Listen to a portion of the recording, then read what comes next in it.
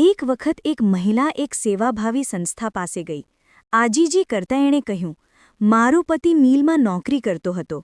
12 મહિના અગાઉ એક વખત મિલમાં એક એક્સિડન્ટમાં એના બંને પગ કપાઈ ગયા. મારે 2 દીકરીઓ છે. અમારા પરિવાર પર આપ તૂટી પડ્યું છે. આપ કંઈક મદદ કરો એવી વિનંતી છે. સંસ્થાના સંચાલકે કહ્યું, બોલ બહેન, તમને શી રીતે મદદ કરીએ? યુવતી ભીના અવાજે બોલી, મારે બીજું કંઈ નથી જોઈતું, બસ થોડુંક કરિયાણું અને અનાજ આપવું એટલું ઘણું છે. બહેન, અમે તને મદદ જરૂર કરીશું, પરંતુ તું ઈચ્છે છે એ રીતે નહીં. અમે ઈચ્છીએ છીએ એ રીતે. તું જીવનભર લાચાર અને ઓશિયાલી બની રહે એ ઠીક નથી. તારે વારંવાર લોકો પાસે મદદ માંગીને સ્વમાનહીન જીવન જીવવું પડે એ પણ યોગ્ય નથી. મદદ માંગવા આવેલી યુવતીને કશું સમજાયું નહીં. એને અગાઉના એવા ઘણા અનુભવ હતા કે કેટલાય કહેવાતા મોટા માણસો મદદ ન કરવી પડે એટલે માત્ર ઉપદેશ આપતા હોય છે. છતાં એ લાચાર યુવતી સંચાલકની વાત સાંભળી રહી. સંચાલકે એને કહ્યું, જો બહેન, અમારી સંસ્થા તરફથી તને વેફર બનાવવાના 2 મશીન આપીશું. સાથે સાથે તને થોડા બટાકા પણ અપાવીશું. તારા પતિના પગ કપાઈ ગયા છે, પણ પલંગ પર બેઠા બેઠા કામ કરવાનું એને જરૂર ફાવશે.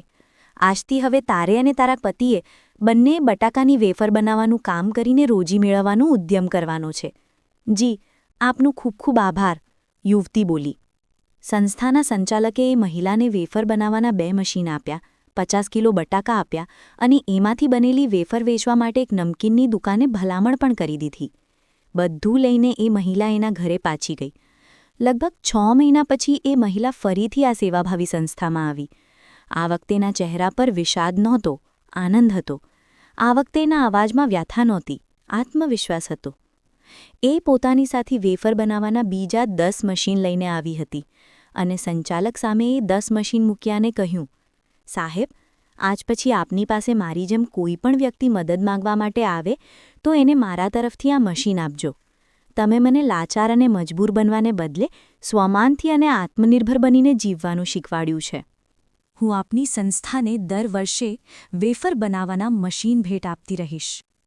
સેવાભાવી સંસ્થા પાસે મદદ માંગવા આવેલી પેલી લાચાર મહિલા આજે આત્મનિર્ભર બનીને સામેથી ડોનેશન આપવા સુધી પહોંચી ચૂકી હતી. આંતરરાષ્ટ્રીય મહિલા દિવસ એટલે મહિલાઓને મજબૂર નહીં, મજબૂત બનાવવાનો દિવસ.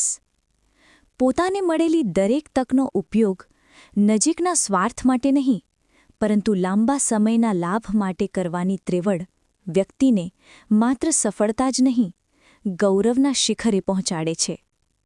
મિત્રો, આ વિડિયો વિશે તમારું શું કહેવું છે? નીચે કોમેન્ટ કરીને જરૂરથી જણાવજો. અને મિત્રો, જો વિડિયો ગમ્યો હોય તો વિડિયોને લાઇક કરજો, શેર કરજો. ધન્યવાદ.